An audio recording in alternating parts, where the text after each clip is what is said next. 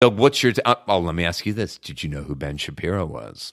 No, I didn't. I mean, the name sounds familiar, but okay. I definitely wouldn't have been able to place him or to say that he was, formerly, working at Bart Bright, right? Or any of that. So yeah, Breitbart. Breitbart. Yeah, it's or even know what the name of the company was. Light Bright. Turn on the magic of alt-right. All that, right? Oh, that's good. You like that? Yes, that's very good.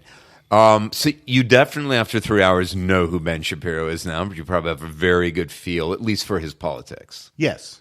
Yeah, absolutely. Okay. I mean, what did you think of their conversation? What did you think of Joe Rogan, particularly with this specific individual? What did you think of him as an interviewer? We've had a few now. We've had the Mark Marons. So I thought, and as you just said, a little bit ago, that, a very similar style of podcast, a long form interview. Mm-hmm. And as you guys know, and as our listeners know, I had a lot of issues with Mark Maron as a host, right? And his lack of direction and the way, with him, I felt like he was really just kind of walked over by his guests. They talked about what they wanted to talk about, right? Whereas with Joe Rogan, although I think the same is true, that they talked about what they wanted to talk about, but there was a structure and there was a direction, and I think Joe also was voicing his own opinion, not just mimicking their opinion. Okay. And also, one of those things, like it happens on our show, it happens on all shows, where you get off on a tangent. I didn't feel like they got off on tangents. Doug, I don't think that ever happens on this show. I'm not sure what you're talking about. But on Joe's show, yes, sure. I didn't feel like it was a tangent. Like, okay, it wasn't just that reminds me of this story. It was this fact. Whatever we're talking about initially. Say we're talking about Trump. It brings up another story. It's a tangent story, but it's also a related story, and it's discussed just as equally, as opposed to, here, let me just tell you a quick story, right? That kind of relates to it, and that's great because he definitely stays on top. I mean, he goes for 3 hours, but he stays on topic, which is quite admirable because that's a hell of a lot of talking to not get off on substantial tangents. Yeah, it did seem like, and it was surprising to me because he is very aggressive and combative when it comes to not letting his guests dictate where the episode is going. Right. It seems like he's very clearly that he's the one who's engaged. He's listening. He's engaged. Because I have to assume, unless his whole life is just doing the podcast, he's not prepping for these interviews or not spending I think you're right. 10 or 12 hours planning out questions. I don't ever see him referencing notes. No. If I ever watch a video feed, it's usually him just talking, but it seems like he's really good at listening. Right. And I feel like he's the kind of guy who has a pretty decent depth of knowledge about most of the things that are happening with the guests that he's inviting on, so that it's not like although I did listen to one where he was talking to an astrophysicist and he spoke almost none. He'd ask really small questions and then let the astrophysicist just tell him things, as opposed to the Ben Shapiro episode where he was talking with him. It was a real conversation the entire time. Right. And it seemed like they both had similar levels of understanding of the things that they were discussing. Right. I would also argue that if you were going to discuss the nature of string theory, it takes a really substantial education, right, and a huge amount of training to even have a meaningful conceptual idea of what string theory is. Right. But if someone's going, I mean, it's so ridiculous that they want a separate bathroom for transgender people, or that transgender people can use your bathroom. It doesn't take any training to have opinion on that. That's a lot much more of a grounded subject. It was and it's just one of those things, everyone has an immediate opinion on it. Right. I mean, if I said, well, Doug, what's your opinion on string theory? But I don't have an opinion on it, right? I mean, hold on. Doug, what is your opinion on string theory? You're right. That was a big assumption on my part, and that's wrong, Brandon. Right. Do you like strings? String cheese? Yes. Silly string? Yes. It's flammable. Be careful. Very flammable. Yes. It is. Hey, that's what's fun about it. That is what's fun about it. Oddly enough, I equate string theory to silly string. There you go. Boom. Okay. Problem solved. There we go. Sir Roger Penrose was the episode where it was and this is a guy who was like shoulders to shoulder with Hawking's. Yeah. And so this is a guy who was, head and shoulders above any, Sure. It was an incredible episode. That was the episode that I kind of wish that we had listened to, although it wouldn't be very representative of the Joe Rogan podcast in total. Okay. But because I think that it does seem like Joe Rogan really just wants to talk to people. I think and you're I think right, that's yeah. why he has these episodes, why he has so many, because he really likes just having people come over and talk to him for hours, which is kind of insane. How many people in our lives do we just go like, hey, let's, unless you have a significant other and you're living in that place, but even then, Sure. like, I don't know if Maria and I we have long talks, but I don't know if we have talks about one topic for 3 or 4 hours at a time. But then per again, day. you guys have known each other for years at Exactly. this point. So this is like his window to go, right, I got 3 hours with you. We're going to talk about all these things. Now, I have a question for both of you. Because we're talking about different interview styles. We're talking about an interview taking the reins and directing it. Someone who's not on topic enough for Doug with Mark Maron. Right. Someone who keeps it on topic. This is my question. During the interview with Russell Brand, do you feel at any point Joe Rogan challenged his guest? I don't mean to a fight, but I mean asked a challenging question or challenged them on a view. So, yes. There was, and actually, so I am a person who is in recovery from alcohol. I don't drink. Right. And one of the things that was really got the hair on my back, on the back of my neck. I thought it might. That's why I wanted to ask you about when it. he says to Russell Brand, "Oh, you couldn't be a junkie again. Oh, take DMT. Don't worry about drugs. You're not gonna take drugs anymore." Right. And I was like, Joe, you're talking out your fucking ass. You don't know what the fuck you're talking about. Right. And that made me a little crazy. But I also think that Joe was, for the purposes, because they talk so much about DMT and because Joe is such a proponent of specifically hallucinogenic and transitory experience type drugs, Right. that he was trying to push Drugs that he Russell Brand. sees as pathways to personal growth and exactly, enlightenment. Yeah. rather than just shooting up Just heroin. partying. Yeah. Yeah. Or deadening yourself And- or getting hyper. And it was funny as I went on the subreddit and I looked up the Russell Brand episode, and a lot of people also shared those same kind of Sure, I'm assuming problems. anyone who has a 12-step view is like, hey, dude, it's not okay to repeatedly try to encourage Someone a to recovering take- addict. Yeah. But the Sure. other thing that was really interesting is they talked about how Joe Rogan, and I'll kick it over to you, Doug. I'll find a question for you. Is Joe Rogan is a man who surrounds himself, not only himself, but surrounds himself with people who are extremely dedicated to doing something. Right. And are very single-minded about training or martial arts or comedy or whatever. And so maybe he's the kind of person who doesn't feel like addiction is a real problem. And so I think that Hard to believe among a guy who's in his like early 50s I that know. that kind of hasn't absorbed, or maybe say it once but don't really spend He really several hammered it. minutes trying to convince somebody. And Joe Rogan is totally free to have his own opinion Right. about the nature of addiction, and it's his show. right? And he's allowed to say whatever he wants. And if Russell Brand wants to storm out, he can. But we all agree that he definitely challenged Russell Brand on that. And Right. again, on a bit of a surprising thing to challenge someone.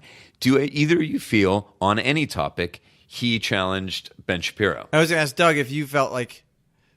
Because I don't know your politics, Doug. And I don't want to get too much into the politics of the episode. And talk Well, more we about don't the even have format, to know but- your politics, either of yours, to say, was there a time or a topic or an idea on which he challenged Ben Shapiro and really pushed back against Not him? really. I don't I would know agree with that. Yeah, I don't think he necessarily pushed back on him. I think he had some differing, opinions about transgender, but I also don't think it was necessarily that far off from Ben Shapiro. I would agree with that. I wouldn't say they were particularly far off. Maybe some very, very mild semantic issues, but Well, I mean, it seemed like Ben was really hard on calling men and women. Sure. And Joe was a lot more of a like, I agree with you, but I'm not going to go to the level of that Well, kind of I think- behavior. I think also he wants to just avoid the trolling that he would get, and so Sure. forth. You're going to Well- get a big cohort of people pushing back very hard if you said that. Right. Yeah. I mean, I think what Joe really wanted to get across, and I think he did get it across, on the physical nature of a man and a woman and the difference between that and the mental nature. So Sure. if you think you're, a woman, it's great to think that, but physically, he's talking about a man, in his 30s transitioning to a woman and then becoming an MMA fighter. He's got an advantage that Right. physically, I mean, part of that story, was like, and can you believe this guy transitioned? He's a woman, and now he's competing. Well, he was competing till they found out that Right. he was a biological man, and then it ended, and this person had to stop doing that. Right. And So it's not one of those things where it's like, here we go. Now the UFC's okay with it. But the other thing I think that's interesting is that this is actually Russell Brand's second time on the Joe Rogan Yes, Experience. correct. And so I think that maybe there's a level of familiarity that he has with Russell Sure, Brand that he could be. wouldn't have with Ben Shapiro. Maybe. Or that he feels more comfortable challenging Russell Brand's ideas as opposed to challenging Ben Shapiro's ideas. I think so. I mean, it may be that his ideas are more aligned with Ben Shapiro's. I mean, it certainly may be a think wish so. to avoid, pushback.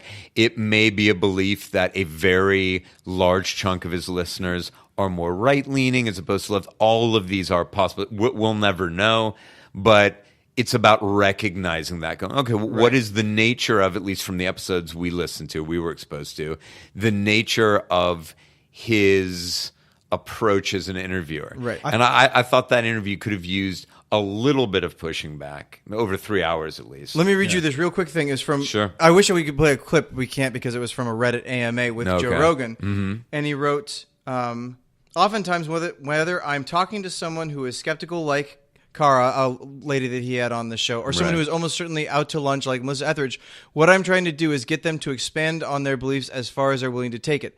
This can often get people thinking that I believe what they believe or disbelieve what they're skeptical of. Most of the time, though, I'm just trying to get in their head. I try not to believe anything." And so I thought that was kind of an interesting take on Joe Rogan's perspective when he's doing these interviews. Right. Is that I think with Russell Brand, he pushed back on some stuff, but on a lot of the stuff he agreed with Russell. Absolutely. On, I mean, it's hard to disagree. If Russell Brand's like, I think we should really incentivize loving one another and working against me. It would be hard to push back too hard on that. although, I guess someone could. The money stuff, that was Yes. the thing that was most interesting to me, is Russell Brand kind of came in and was like, fuck money, fuck ownership. We should live in a society where love and freedom and pushing everyone forward. I'm not sure if he actually said that. well, but I wish we could play a clip. It's so long. Sure. Well, there's a lot. We'll definitely play some clips, particularly when they were talking about like Conor McGregor, and Right. they were saying what a hero. I also thought the part like endlessly about Conor McGregor being an absolute hero, and here I'm like, I remember summer of 2017 and the kind of world promotional tour they went on city after city to promote a fight that I also didn't think Conor McGregor's performance in that fight was as good as Joe Rogan did. And that The Mayweather fight you're talking of specifically. Correct. Yeah. Correct. Yeah. And I'm picturing a guy where he is a hero here. And I think about all the figures in my lifetime and in maybe a generation or two before my life that I think of as heroes. And then I picture Conor McGregor standing in front of Floyd Mayweather going, "You're a fucking little bitch, you little bitch. You're not fucking it." And I think, well, I don't know if hero is the word I'd use, but bigger than life character, no doubt about Didn't it. they say- A guy that's made a massive splash in MMA and had some amazing performances. Absolutely. A guy who's commodified himself totally effectively. Definitely. Hero, I would I thought question. they said hero to the Irish. To the Irish fans. They did, but they say again and again and again and again and again, hero, hero, hero, Right. hero. And I mean, certainly, he's the guy who has really been iconic for Ireland, Right. particularly a nation that loves pugilism as much as they Right. do, and to have such a big character in MMA. Well, when they were talking about Manny Pacquiao to the Philippines. Absolutely, I don't know if you're a Manny sure. Pacquiao fan. We know we've talked about your Philippine history. Yeah, I'm a fan of his boxing, not necessarily a fan of him as a individual and his beliefs. Right. But do you remember when they talked about it on the podcast? I mean, Yeah, absolutely. How did you feel about them talking about all these? Like, do you like people when they talk about cultural events that are happening in time? Do you feel like it dates the podcast? No, I didn't feel like it dated it. I think it's interesting. I always think it's interesting to get people's perspective on big cultural events because we all are witness to them. So it gives you a little insight into their thinking. Oh, sure. Kind of a universal event that they can talk on. Yeah, that we remember. I think it gives you some sort of placement as far as where you align to them and where you don't. So Sure. in that regard, it's always, I think, interesting to know who you're listening to. How do you feel like you aligned to Joe Rogan and the guests? Probably in this case, probably pretty well aligned. I mean, obviously not on all points of view. I think Were they asking interesting questions, like things that you wanted to know about? Yeah, I think so. As far as, I actually thought the Ben Shapiro episode was a little more interesting, which for me is a little unusual just because I'm not, like we've discussed before, Kind of the apolitical. political stuff, kind of, I don't tune it out per se because I want to be aware, but 3 hours of it would be a lot for me. And yet, I found it engaging. Well, Ben Shapiro is sort of he is an entertainer.